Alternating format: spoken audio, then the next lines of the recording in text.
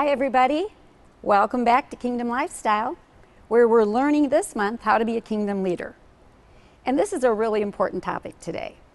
Character counts.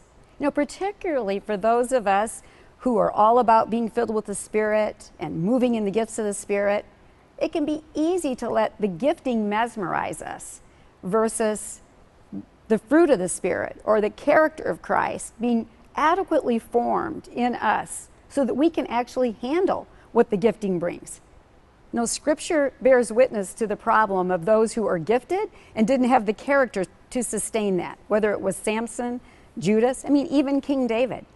And so these are valuable lessons, and we are actually exhorted as leaders in the kingdom.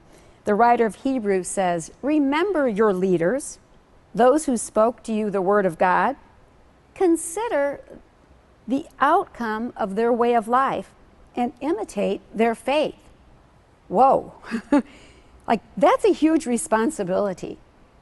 I want to be a woman of integrity. What you see is what you get. I do practice what I preach, a woman of humility.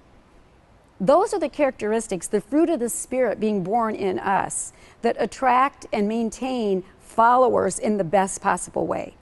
Leaders who fall, leaders whose gifting gets ahead of them, this can seriously damage the people that we lead.